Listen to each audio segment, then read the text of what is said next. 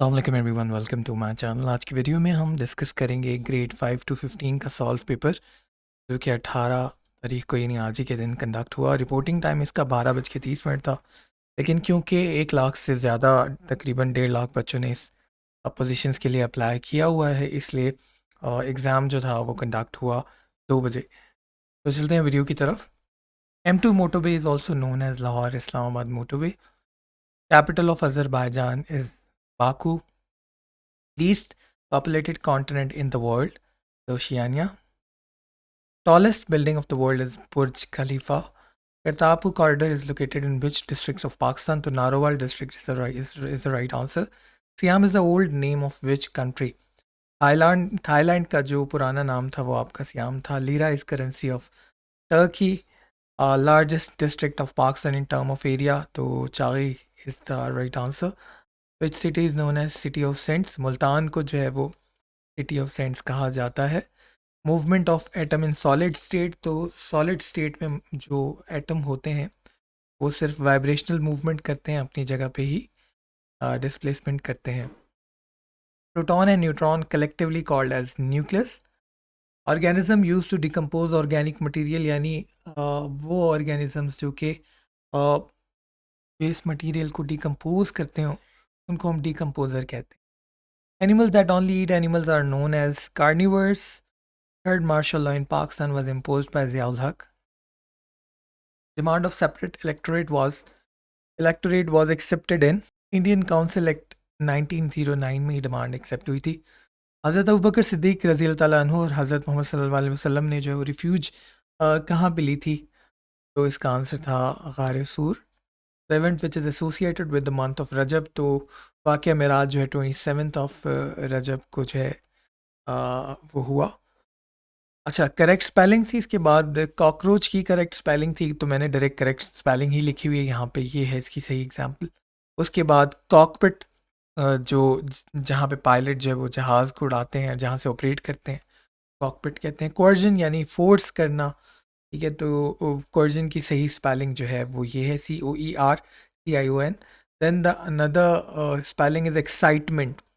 Excitement जो है उसकी करेक्ट एग्जांपल मैंने यहाँ दी है. देन स्ट्रक, जो कि स्ट्राइक की सेकंड फॉर्म है, STRUCK is the right answer. Then कुछ मैथमेटिक्स के सवाल भी मैंने यहाँ पे शेयर किए हैं.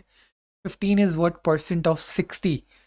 तो अगर आप इसको, वो जो मैंने मेथड बताया हुआ अपनी वीडियोस में कि 15 को आप जो है 15 इज़ व्हाट परसेंट, वर्ड की जगह एक्स लिखें और परसेंटेज लिख के सॉल्व कर लें तो वैसे भी हो जाता है. लेकिन अगर आप इसको अंदाजन सॉल्व करना चाहें तो अगर आप 60 को देखें तो उसका फोर्थ पार्ट है ये.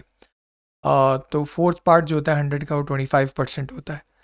अच्छा, इसके बाद ये इक्वेशन है 3/2a + 1/a is equal to 5/2. इसको आपने लीनियर बना लेना है. कैसे? ये जो a है, जो सबसे सिंपल तरीका होता है वो ये होता है, ये a यहाँ मल्टीप्लाई करवा दो 3a बन जाएगा. ये 2a यहाँ ऊपर मल्टीप्लाई करवा दो 2a बन जाएगा. 3a + 2a और नीचे तो दोनों डिनोमिनेटर है उनको मल्टीप्लाई करवा दो 2a स्क्वायर हो जाता है. Is equal to 5/2. 5a/2a² is equal to 5/2. 5a, 5 से 5 कैंसिल, 2 से 2 कैंसिल, 1/a बच जाएगा यहाँ पे. 1/a इज इक्वल टू 1, तो a is equal to 1 is the right answer. फिर 3 - 2 बिलोंग्स टू विच क्वाड्रेंट. तो अगर आप क्वाड्रेंट ड्रॉ करो तो मैं आपको बताऊँ कुछ इस तरह 1 2 3 4 क्वाड्रेंट होते हैं. और अगर आप 3 - 2 लिखो तो ये यहाँ पे 3 एक्स एक्सिस पे और पॉजिटिव एक्स एक्सिस पे होगा और नेगेटिव वाई एक्सिस पे आपका 2 होगा. तो यहाँ पे यानी फोर्थ क्वाड्रेंट में जो है ये पॉइंट लोकेट करेगा. A car travel 60 kilometre in 1 hour, how much it travel in 1 hour 12 minutes. तो अगर एक गाड़ी 1 घंटे में 60 किलोमीटर तय करती है तो जो 12 है वो अगेन जो है वो फिफ्थ पार्ट है NR का. ठीक है, तो आप 60 का फिफ्थ पार्ट निकालें तो वो आपको 60/5 करें तो वो बनता है आपका 12. तो आप कहेंगे कि 12 + 60 यानी 72 किलोमीटर जो है वो इसका सही जवाब होगा. Then 7m + 3mn is equal to, इसका आंसर बताना है जब m इज इक्वल टू 8 और n इज इक्वल टू 1 हो. तो आप सिंपली वैल्यूज पुट करें. 7m की जगह 8 लिखें तो 7 8 आर यानी 8 5 48, 6 आर 48 एंड 8 7 आर 56. तो यहाँ 56 आ जाएगा और यहाँ पे 3 8 1 यानी 8 3s आर 24. तो 56 + 24 is equal to 80 is the right answer. Then आपके पास एक और इक्वेशन है 675 डिवाइडेड बाय 6 + 9 डिवाइड बाय 3.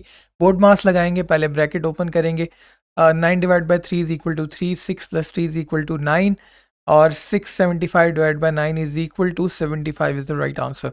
उसके बाद आप आ जाएं, जो नेक्स्ट आपका सवाल है वो है कि वर्ल्ड चिल्ड्रंस डे जो है वो कब मनाया जाता है। तो 20th ऑफ नवंबर को जो है वर्ल्ड चिल्ड्रन डे मनाया जाता है। देन आपके पास अगला सवाल है जो यहाँ पे a letter figure or symbol written on printed form the line, यानी below the line जो है वो क्या लिखा जाता है। तो below the line जो छोटा सा नंबर होता है उसको सबस्क्रिप्ट कहते हैं हम, और जो एक होता है सुपरस्क्रिप्ट जो above the line होता है। तो subscript is the right answer for this option, for this MCQs। Then अगला सवाल है short key to change a line, paragraph और all highlighted text to have 1.5 space पर लाइन। मैं यहाँ पे आपको बता दूँ स्पेस पर लाइन क्या होता है।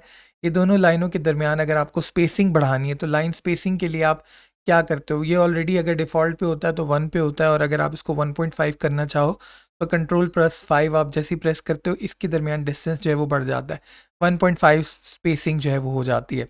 Shortcut key to increase font size in MS 2016, तो शॉर्टकट की जो है उसका मेथड, अगर आपने फॉन्ट साइज बढ़ाना हो तो आप टेक्स्ट को हाईलाइट करते हो और फिर कंट्रोल प्लस क्लोज ब्रैकेट का साइन जो है वो लगाते हो। जब आप क्लोज ब्रैकेट का साइन लगाओगे तो जो फॉन्ट साइज है वो इंक्रीज हो जाएगा, और अगर आप यही ब्रैकेट जो है वो ओपन ओपन वाली साइड पे लगाओगे तो फॉन्ट साइज जो है वो आपका डिक्रीज हो जाएगा। Then Bluetooth connectivity range for communication is 30 feet. 30 feet यानी तकरीबन 10 मीटर होता है, तकरीबन अप्रॉक्सीमेटली, क्योंकि 3.1 जो है वो centimetre is equal to 1 feet होता है। तो आप ये कह लें कि 30 फीट जो है यानी 10 मीटर तक अप्रॉक्सीमेटली जो है वो आपकी अब ब्लूटूथ से कनेक्टिविटी हो जाती है। यहाँ पे मैं एक बात बताता चलूँ, ये सारे तमाम जो MCQs हैं ये मैंने आप ही लोगों से कलेक्ट किए हैं, मेरे कुछ स्टूडेंट्स जिन्होंने ये एग्ज़ाम दिया उन्होंने मेरे साथ शेयर किए। तो हो सकता है वर्डिंग में कुछ जो है वो आगे पीछे हो सकता है, ठीक है, लेकिन मैंने ट्राई किया है मैं अपनी अंडरस्टैंडिंग के हिसाब से इनको जो है करेक्ट फॉर्मेट में लिख दूँ। अच्छा, जिन लोगों ने एग्ज़ाम देना है अभी आगे उन लोगों के लिए कुछ टिप्स हैं। एक तो बहुत ज़्यादा लोग जो है वो एक ही सेंटर में एग्ज़ाम दे रहे हैं, तो उसके लिए जो है वो आपका रिपोर्टिंग टाइम बहुत पहले है, तो टाइम से पहले चले जाएँ ताकि जो है वो आप टाइम पर अपनी एग्ज़ाम को स्टार्ट कर सकें। सेकेंडली मोबाइल फ़ोन वगैरह नहीं लेके जाइए, क्योंकि जो सोर्सेज़ हैं वो बता रहे हैं कि IBA की तरफ से कोई भी कलेक्शन पॉइंट नहीं है। तो आपको अगर कोई कलेक्शन पॉइंट लकीली मिल जाता है तो that is your good luck. Otherwise जो IBA की टेस्टिंग एजेंसी है उन्होंने कोई कलेक्टिंग पॉइंट नहीं रखा हुआ।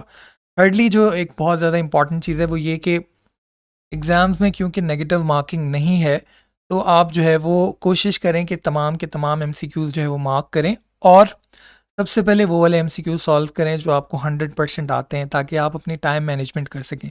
मैथ्स के 20 क्वेश्चंस होते हैं जो कि आपका अच्छा खासा टाइम ले जाते हैं। तो आप कोशिश करें कि अगर आप किसी तरह का केओस या पैनिक नहीं होना चाहते तो उसका हल ये है कि आप पहले अपने वो वाले MCQs मार्क कर लें ताकि आप टाइम से आगे आ जाएँ, ठीक है? और फिर आप मैथमेटिक्स को इस तरह पार्ट-पार्ट में सॉल्व करते रहें। तो ये जो है वो कुछ टिप्स हैं। बाकी MCQs ऑलमोस्ट वही थे जो मैंने अपने प्रिपरेशन वाली वीडियो में आप लोगों के साथ तरीके बताए हैं मैंने तैयारी के। अगर आप वो फॉलो करेंगे तो जो है वो बहुत हद तक इम्कान है कि आप 70+ मार्क्स जो है वो इसमें स्कोर कर सकते हैं। Wish you good luck for the upcoming exam. Video पसंद आए लाइक एंड शेयर कीजिएगा, चैनल को सब्सक्राइब कीजिएगा। Thank you so much. अल्लाह हाफ़िज़।